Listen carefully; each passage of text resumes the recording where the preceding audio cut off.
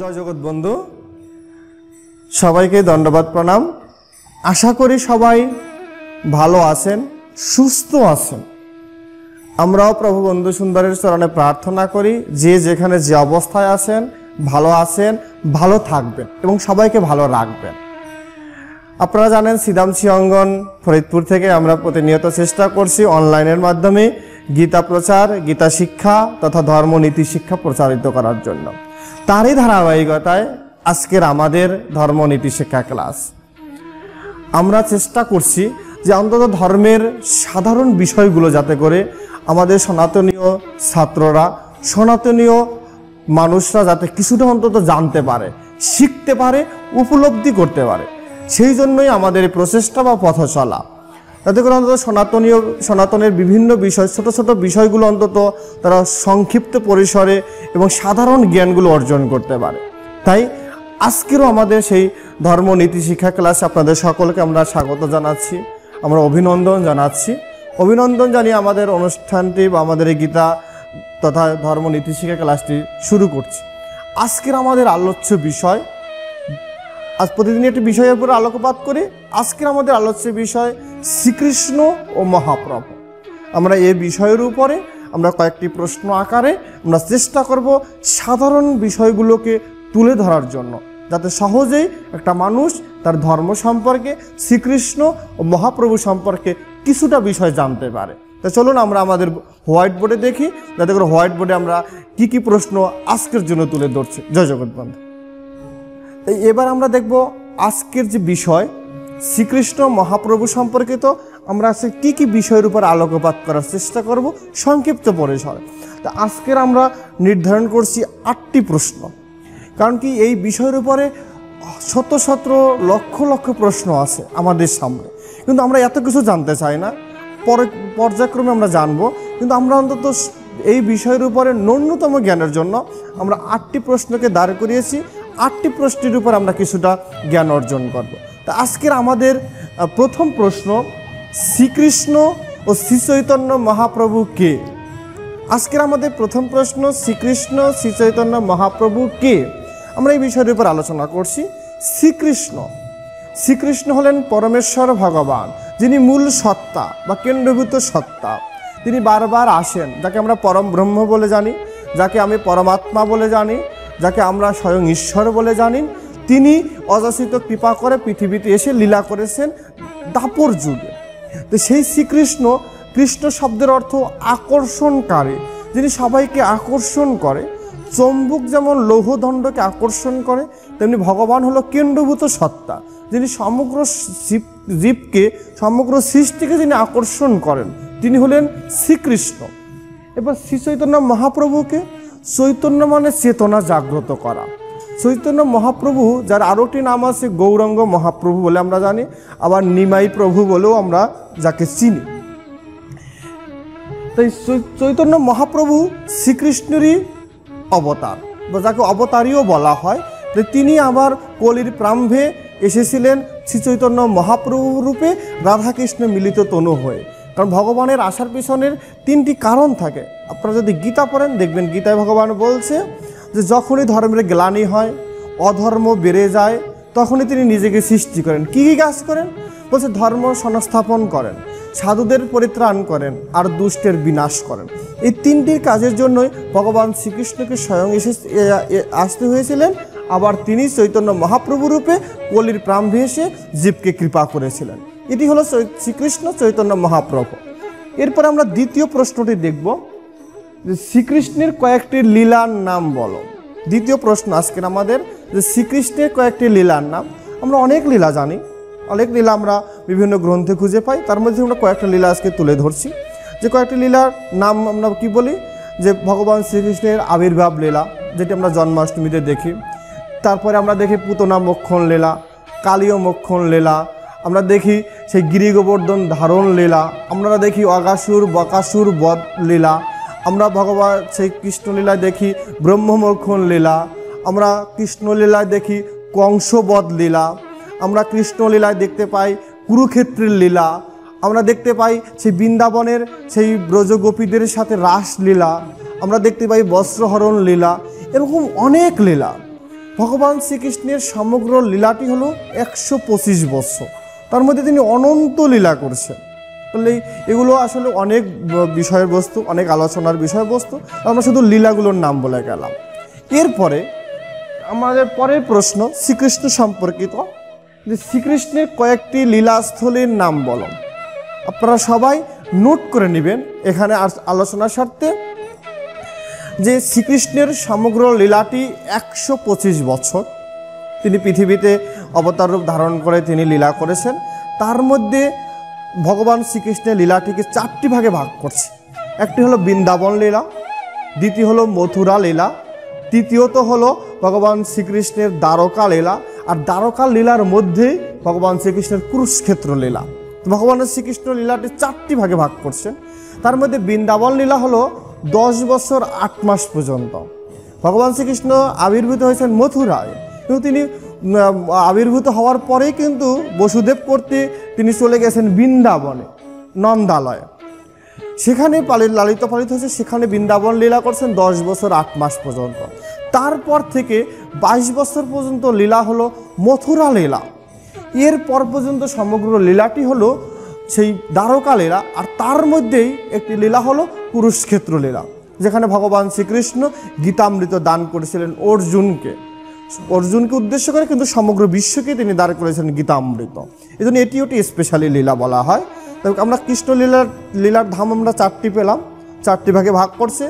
বৃন্দাবন লীলা, মথুরা লীলা, তৃতীয়ত হলো দ্বারকা লীলা, চতুর্থ হলো কুরুক্ষেত্র লীলা। এরপরের প্রশ্ন, মহাপ্রভুর কয়েকটি লীলার নাম বলো। পরের প্রশ্ন, মহাপ্রভুর কয়েকটি লীলার নাম বলো। যেহেতু আমাদের আজকে টপিক্স 2টি বিষয় জুড়ে আছে, শ্রীকৃষ্ণ, শ্রীমান মহাপ্রভু, আমরা মহাপ্রভুর বিষয়ে এবার আলোচনা করি। যে শ্রীমান মহাপ্রভু কয়েকটি লীলা, যে মহাপ্রভুর আবির্ভাব লীলা, তিনি আবির্ভূত হয় কোথায়? নবদ্বীপে।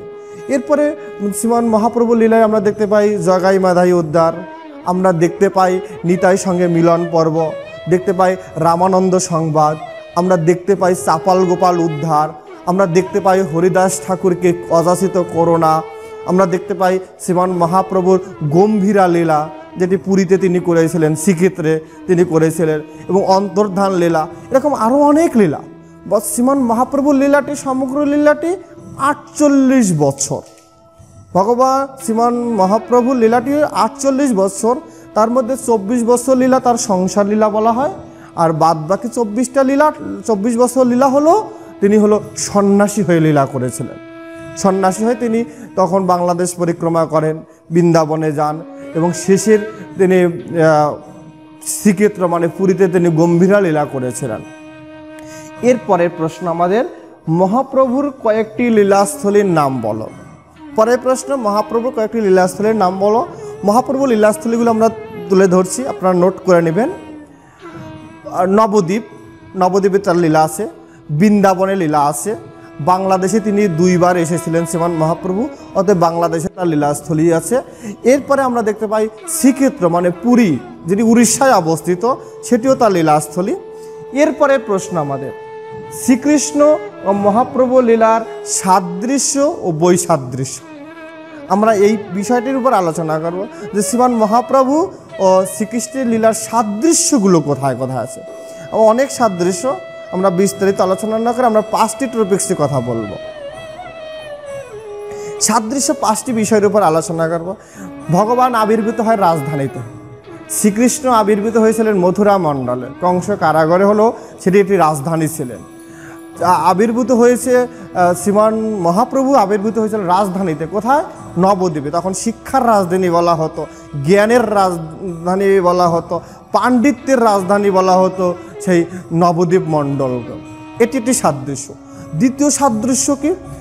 শ্রীকৃষ্ণ লীলায় আমরা দেখতে পাই পতিত পাবনী লীলা দেখতে পাই, আবার শ্রীমান মহাপ্রভুর লীলাতে আমরা পতিত পাবনী লীলা দেখতে পাই। শ্রীকৃষ্ণ কৃপা করেছিলেন পুতনাকে, এত বড় রাক্ষসীকেও তিনি কৃপা করেছিলেন। শ্রীকৃষ্ণ কৃপা করেছিলেন কালীয় দমন করেছিলেন। আমরা তদ্রূপ কিন্তু শ্রীমান মহাপ্রভুর লীলায়ও দেখতে পাই, চাপাল গোপাল, জগাই মাধাই, তাদের মতো দুরাচারীকেও তিনি কৃপা করছেন। এই যে পতিত পাবনী লীলা। এরপরে দেখতে পাই আমরা শ্রীকৃষ্ণ লীলার আর শ্রীমান মহাপ্রভু লীলার মধ্যে সাদৃশ্য অংশে যে তিনি কতটা করুণাময়। শ্রীকৃষ্ণ এবং শ্রীমান মহাপ্রভু কতটা করুণাময় ছিলেন। শ্রীকৃষ্ণ কৃপা করেছিলেন পুতনা রাক্ষসীকে, কিন্তু তিনি ধাত্রীগতি দিয়েছিলেন, এতটা কৃপা করেছিলেন। কালীয় নাগকেও তিনি অযাচিত কৃপা চরণে স্পর্শ দিয়েছিলেন। আমরা দেখতে পাই তিনি কৃপা করে সেই ব্রজবাসী গিরিগোবর্ধন ধারণ করে তিনি অযাচিত করুণা করেছিলেন। এমন হাজারো করুণার কথা আছে। আমরা তদ্রূপ শ্রীমান মহাপ্রভুর লীলায় দেখতে পাই যে যবন হরিদাসকে কৃপা করে নিজ পক্ষে ধারণ করেছিলেন, পাশে বসে প্রসাদ পাওয়াইছিলেন। এমন করে অনেক লীলা আছে শ্রীমান মহাপ্রভু লীলা তো আমরা দেখতে পাই করুণাময় শ্রীমান মহাপ্রভুকে। এরপর আরো একটি বিষয় দেখি যে শ্রীমান মহাপ্রভু বা শ্রীকৃষ্ণ তারা কি করছেন জগতের জন্য। তারা সবাইকে কিন্তু একই সমান কাতারে নিয়ে গেছে, উঁচু নিচু ভেদ করে না, সবাইকে সমানভাবে নিজ চরণে আশ্রয় দিচ্ছেন এবং ভগবত প্রেম ভক্তি দান করছেন। এটি হলো শ্রীমান মহাপ্রভু ও শ্রীকৃষ্ণের লীলার মধ্যে কিছুটা অংশ সাদৃশ্য। এছাড়া আরও অনেক সাদৃশ্য আছে। এরপর আমরা কিছুটা বৈসাদৃশ্য দেখব যে শ্রীকৃষ্ণর আবির্ভাব দাপর যুগে, শ্রীমান মহাপ্রভুর আবির্ভাব কলি যুগের প্রারম্ভে। শ্রীকৃষ্ণের লীলাটি 125 বছর, শ্রীমান মহাপ্রভু লীলা 48 বছর। আমরা দেখতে পাই শ্রীকৃষ্ণ চক্র ধারণ করেছিলেন, যুদ্ধ করেছিলেন, কিন্তু শ্রীমান মহাপ্রভু যুদ্ধ করেনি, তিনি নাম প্রেম ভক্তি দান করেছিলেন। আমরা দেখতে পাই শ্রীমান মহাপ্রভুর বা শ্রীকৃষ্ণের মধ্যে আমরা বৈসাদৃশ্য যে অংশে দেখতে পাই যে শ্রীকৃষ্ণ এসে তিনি রাজাও হয়েছিলেন, তিনি রাজ্য পালন করেছিলেন। আবার কিন্তু শ্রীমান মহাপ্রভু লীলায় আমরা কোথাও তিনি রাজা হয়ে রাজত্ব করেছেন এমন কোনো আমরা দৃষ্টান্ত আমরা দেখতে পাই না। ভগবান শ্রীকৃষ্ণ তিনি সংসারী ছিলেন, তিনি সংসার ধর্ম পালন করছেন, তিনি রাজ্য পালন করছেন, সবাইকে কৃপা করছেন। কিন্তু শ্রীমান মহাপ্রভু লীলায় আমরা দেখতে পাই তিনি সন্ন্যাসী লীলা করছেন। সংসার লীলার পাশাপাশি তিনি সন্ন্যাসী লীলাও করছেন, কারণ তার 24টি বছরই সন্ন্যাসী হিসাবে তিনি বৃন্দাবন বাংলাদেশ পরিক্রমা করেছিলেন। এরকম আরও অনেক বৈসাদৃশ্য আমরা দুই লীলার মধ্যে আমরা দেখতে পাই। তাহলে এরপরে আমরা প্রশ্নে চলে যাই যে শ্রীকৃষ্ণের মাথায় ময়ূর পাখা কেন? এটি প্রশ্নটি অনেক অংশে অনেক জায়গায় অনেক রকমের ব্যাখ্যা দেওয়া হয়। দেখুন, আমরা সহজটি তুলে ধরছি যে শ্রীকৃষ্ণের মাথায় ময়ূর পাখা কেন?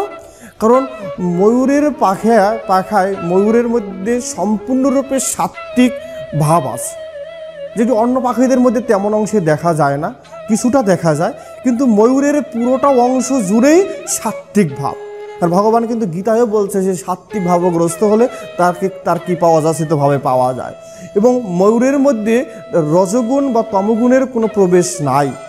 তাহলে যে বিষয়ে আমরা বলতেছিলাম যে সপ্তম প্রশ্ন, শ্রীকৃষ্ণের মাথায় ময়ূর পাখা কেন? আমরা বলতেছিলাম যে ময়ূর পাখা কেন, যে ময়ূরের মধ্যে সমস্তটাই সত্ত্বগুণে বিরাজমান, রজ ও তমগুণ নাই বললেই চলে। এই জন্য ময়ূর পাখাটা, এছাড়াও এর পাখার মধ্যে বিচিত্রতা আছে, রঙের বিচিত্রতা, সমস্ত রঙের একটা সমাবেশ আছে, যেই জন্য ভগবান শ্রীকৃষ্ণ থেকে প্রিয় পাত্র হিসাবে নিয়েছেন এবং মাথায় ধারণ করতেছে। এছাড়াও একটি বিষয় আছে এখানে, ময়ূরের মধ্যে অন্যান্যদের পাখিদের মতো হিংস্রতা নেই, আর ভগবান হিংস্রতাকে পছন্দ করেন না, প্রেমকে তিনি ভালোবাসেন এবং প্রেম জগতে দেন। এই জন্য ময়ূরের মধ্যে প্রেম ভাবটি আছেন এবং হিংস্রতা ভাব নেই, তার কারণেই কৃষ্ণ ভগবান ময়ূরকে বেশি ভালোবাসেন। আরও একটি এখানে আলোচ্য বিষয়, সেটি হলো ময়ূর কখন নাচেন বা কখন পেখম মেলেন? যখন আকাশে মেঘের ঘন ঘটা হয় তখন ময়ূর তারা পেখম মেলে নৃত্য করা শুরু করে। বলছে তদ্রূপ আচার্যবর্গ বলছে যে সাধকের জীবনে বা ভক্তের ভক্তি জীবনে যখন কালকলি পাপ প্রপঞ্চ প্রাক্তনের প্রভাবে তার মধ্যে অমানিসার মতো কালো ছায়া ছেয়ে যায়, তখনই ভগবান তার রূপ ধারণ করে এসে তিনি অযাচিত করুণা করে সাধককে বা ভক্তকে রক্ষা করে থাকে। এই জন্য মিল থাকার কারণেও ভগবানের সাথে সেই ময়ূরের মিল থাকার কারণে তাকে খুব কাছে নিয়েছেন এবং তার ময়ূরের পাখা ভগবান শ্রীকৃষ্ণ ধারণ করতেছেন। এখানে আরও অন্যান্যরা অনেক রকমের ব্যাখ্যা দিবেন, কিন্তু এই ব্যাখ্যাটি শাস্ত্র খুব সুন্দর করে তুলে ধরছেন। এর পরের প্রশ্ন, শ্রী চৈতন্য এবং আমাদের আজকের ক্লাসের সর্বশেষ প্রশ্ন, শ্রী চৈতন্যের আবির্ভাবের হেতু কি? শ্রী চৈতন্য মহাপ্রভু কোলে প্রারম্ভে এসে আসার পিছনে কারণগুলো কি? দুটি কারণ, একটি হলো বহিরঙ্গ কারণ, আরেকটি হলো অন্তরঙ্গ কারণ। এখন এই বহিরঙ্গ কারণগুলো কি আর অন্তরঙ্গ কারণগুলো কি সেটা জানতে হবে। এখন আবার দুটি ভাগে ভাগ করছে, বহিরঙ্গ কারণ দুটি, বহিরঙ্গ কারণকে আবার দুটি ভাগে ভাগ করছেন। একটি হলো শ্রী নাম প্রচার, শ্রীমান মহাপ্রভু এসে যে তারক ব্রহ্মর নাম হরে কৃষ্ণ কৃষ্ণ কৃষ্ণ হরে হরে, হরে রাম রাম রাম হরে হরে, এই নাম জগতে প্রচার করলেন, এটি একটি বহিরঙ্গ কারণ। আরেকটি বহিরঙ্গ কারণ বলছে যে প্রেম ভক্তি, ব্রজের যে গুপ্ত প্রেম ছিলেন, যেটি রাধাকৃষ্ণ প্রেম, যেটি বৃন্দাবনের সখীদের প্রেম, সেই গুপ্ত প্রেমটাকে জগতে সবার মাঝে ছড়িয়ে দেওয়ার জন্য শ্রীমান মহাপ্রভু কোলে প্রারম্ভে আসে, এটি বহিরঙ্গ কারণের দ্বিতীয় অংশ। এরপরে দিয়ে আমরা অন্তরঙ্গ কারণটিকেও দুটি ভাগে ভাগ করছি, আবার বৈষ্ণবাচার্যগণ দুটি ভাগে ভাগ করছে। অন্তরঙ্গ দুটি কারণের মধ্যে কি? প্রথম কারণ হলো শ্রীমান মহাপ্রভুকে ডেকে নিয়ে আসছেন শ্রী অদ্বৈতাচার্য। অদ্বৈতাচার্য হলেন মহাবিষ্ণু ও শিবের অবতার, এই দুইয়ের সম্মিলিতের অবতার। সেই অদ্বৈতাচার্য তিনি কলির জীবের দুঃখ দুর্দশা লাঘব করার জন্য প্রতিদিন গঙ্গা জলে তিনি তুলসী দিয়ে তিনি প্রার্থনা করতেন সেই ভগবানকে, শ্রীকৃষ্ণকে, নারায়ণকে, এই কলির জীবকে দুর্দশা থেকে রক্ষা করার জন্য। এই কাতর প্রার্থনায় ভগবান শ্রী চৈতন্য মহাপ্রভু রূপে আবির্ভূত হয়েছিলেন। আরও একটা অন্তরঙ্গ কারণ কি? আরও একটা অন্তরঙ্গ কারণ হলো রাধা ভাব আস্বাদন, যে রাধার প্রেমটি কেমন, রাধা কৃষ্ণকে ভালোবেসে কি পায়, রাধা প্রেমের মাধুর্য কি বা গভীরতা কতখানি, এই তিনটি তিনবাঞ্ছা পুরাইতে শ্রীমান মহাপ্রভু রূপে ভগবান আবির্ভূত হলেন। তাহলে আমরা আজকের ক্লাসে আমরা কি কি বিষয় জানলাম, আমি আবার প্রশ্নগুলো তুলে ধরছি। প্রথম আজকে ছিল শ্রীকৃষ্ণ ও শ্রী চৈতন্য মহাপ্রভুকে, দ্বিতীয় প্রশ্ন ছিল শ্রীকৃষ্ণের কয়েকটি লীলার নাম বলো, তৃতীয় প্রশ্ন ছিল শ্রীকৃষ্ণের কয়েকটি লীলাস্থলীর নাম বলো, চতুর্থ প্রশ্ন ছিল মহাপ্রভুর কয়েকটি লীলার নাম বলো, পঞ্চম প্রশ্ন ছিল মহাপ্রভুর কয়েকটি লীলাস্থলীর নাম বলো। এরপরে ষষ্ঠ প্রশ্ন ছিল শ্রীকৃষ্ণ ও শ্রীমান মহাপ্রভু লীলার সাদৃশ্য ও বৈসাদৃশ্য কি। এরপরে সপ্তম প্রশ্ন ছিল শ্রীকৃষ্ণের মাথায় ময়ূরের পাখা কেন। অষ্টম প্রশ্ন শ্রী চৈতন্যের আবির্ভাবের হেতু কি। তাহলে আমরা আজকের 8টা বিষয়ের উপর আজকে জানলাম, শিখলাম। আমরা চেষ্টা করছি শ্রীধাম শ্রীঅঙ্গনের পক্ষ থেকে এই ধর্মনীতি শিক্ষা ক্লাসে আজকের বিষয় শ্রীকৃষ্ণ ও মহাপ্রভু সম্পর্কিত বিষয়ের উপরে কিছুটা জানার জন্য। যদি আপনারা এই ভিডিও ক্লাস থেকে যদি উপকৃত হন, তাহলে শ্রীধাম শ্রীঅঙ্গন ইউটিউব চ্যানেলটি সাবস্ক্রাইব করে রাখবেন, তাহলে আপনারা সবার আগে আমাদের আপলোডকৃত প্রতিটি ভিডিও সবার আগে পেয়ে যাবেন। এবং সবাই এই ক্লাসের সাথে থাকুন, শ্রীঅঙ্গন গীতা শিক্ষা কেন্দ্রের সাথে থাকুন, তাহলে গীতা শিক্ষা, ধর্মশিক্ষা, নীতি শিক্ষা তথা সনাতনীয় ভাবধারার বিষয়গুলো আমরা চেষ্টা করছি শ্রীধাম শ্রীঅঙ্গনের পক্ষ থেকে সবার মাঝে সহজ এবং সুন্দর করে উপস্থাপন করার জন্য, যাতে করে উপকৃত হতে পারে সনাতনীয় সকল পর্যায়ের লোকজন। সবাই ভালো থাকবেন, আনন্দে থাকবেন। আমাদের পরবর্তী ক্লাসের বিষয়বস্তু হলো সনাতন ধর্ম। আমরা পরবর্তী ক্লাসে জানব সনাতন ধর্মের সম্পর্কিত বিশেষ বিষয়গুলোকে। তাই সবাই এই পর্যন্ত ভালো থাকবেন, সুখে থাকবেন, আনন্দে থাকবেন, আমাদের শ্রীধাম শ্রীঅঙ্গনের সাথে থাকবেন, এই আশা রেখে আজকের এই ক্লাস এখানে সমাপ্তি ঘোষণা করছি। সবাই ভালো থাকুন। জয় জগৎবন্ধু।